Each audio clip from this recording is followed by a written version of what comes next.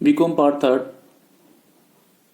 Banking and financial management paper second banking and financial system का एक महत्वपूर्ण topic है अंतर्राष्ट्रीय मुद्रा कोष। आज हम अंतर्राष्ट्रीय मुद्रा कोष के महत्व के बारे में चर्चा करने वाले हैं। विश्व की आर्थिक उन्नति के लिए अंतर्राष्ट्रीय व्यापार का विकास होना आवश्यक है और उसके लिए विनिमय दरों में स्थायित्व बनाए रखना युद्धोत्तर काल में आवश्यक हो गया था। इस योजना से इस उद्देश्य की बहुत कुछ पूर्ति हुई है।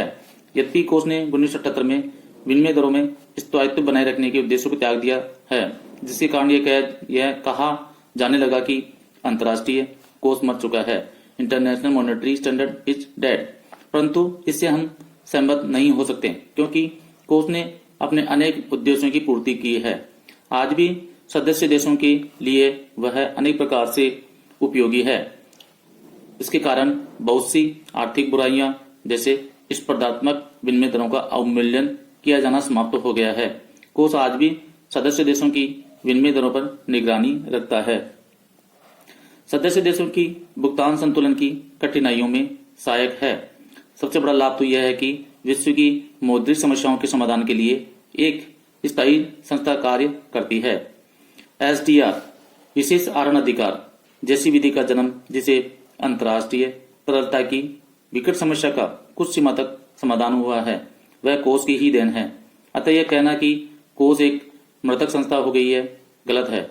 हम कोष का महत्व निम्न बिंदुओं के आधार पर जान सकते हैं।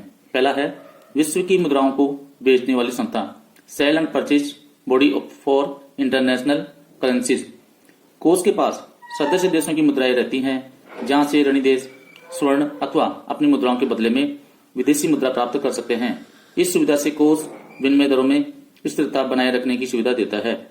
ऋणी देशों द्वारा अपने भुगतान संतुलन में सुधार लाने के लिए ऐसी कार्रवाई यहाँ नहीं की जाती है, जैसे विनिमय दरों का प्रतिस्पर्धात्मक अवमूल्यन, विनिमय नियंत्रण करना, जिनके कारण राष्ट्रीय एवं अंतर्राष्ट्रीय आर्थिक उन्नति रुकती है। ऋणी देशों को जिन विदेशी मुद्राओं की आवश्यकता होती है, उन्हें उपलब्ध करके एवं उधार देकर उनकी कठिनाइयों को हल करने में सुविधा देता है। अंतर्राष्ट्रीय मुद्रा कोष का दूसरा महत्व है समता विनिमय दरों का नियंत्रण, कंट्रोल इक्विलिटी एक्सचेंज रेट। 1978 से पूर्व तक कोष के द्वारा निश्चित विनिमय दर पद्धति को अपनाया गया था।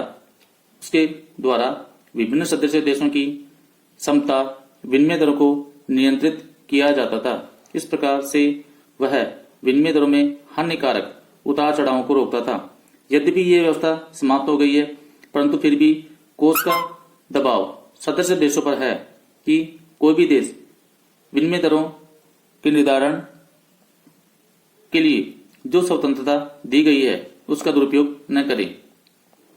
जानबूझकर विनिमय दरों को घटाकर अंतर्राष्ट्रीय व्यापारिक क्षेत्र में अनुचित लाभ प्राप्त न करें।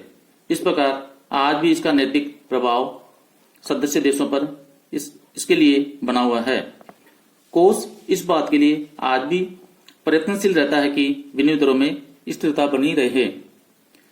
तीसरा महत्व है आंतरिक आर्थिक नीति में हस्तक्षेप नहीं, non interference in internal monetary policy. प्रत्येक सदस्य देश यद्यपि वह कोष के विधान से बंधा हुआ है, परंतु अपनी आर्थिक नीति के निर्धारण में उसे पूर्ण स्वतंत्रता है। कोई हस्तक्षेप सदस्य देशों की आंतरिक व्यवस्था में नहीं करता है। अतः सदस्य देश अपनी आर्थिक विकास संबंधी नीतियों के संचालन में स्वतंत्र है।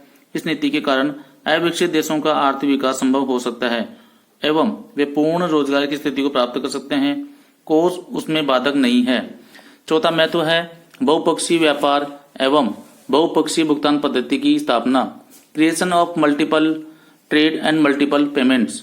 कोष की स्थापना से बहुपक्षीय व्यापार एवं बहुपक्षीय भुगतान पद्धति की स्थापना हो सकी है, जो अंतर्राष्ट्रीय व्यापार के विस्तार के लिए बहुत ही आवश्यक है। पांचवा महत्व है दुर्लभ मुद्रा का सम वितरण, equitable distribution of scare currencies. जैसा हमने पढ़ा है कि कोष ने दुर्लभ मुद्रा की व्यवस्था के लिए उचित व्यवस्था अपनाई है। उनकी कमी को पूरा करने के लिए वह सतर्क रहता है एवं उचित व्यवस्था करता है। अंतिम महत्व मुद्रा कोष का यह है कि अंतर्राष्ट्रीय सहयोग, इंटरनेशनल कोऑपरेशन। कोष के द्वारा संसार के सभी देशों का अंतर्राष्ट्रीय सहयोग प्राप्त हो सकता है। वास्तव में कोष की स्थापना से एक ऐसी अंतर्राष्ट्रीय संस्था स्थापित हो गई है जिसके माध्यम से अंतर्राष्ट्रीय समस्याओं को सुलझाने के लिए विचार विमर्श किए जा सकते हैं। ये कोष का सबसे बड़ा लाभ है।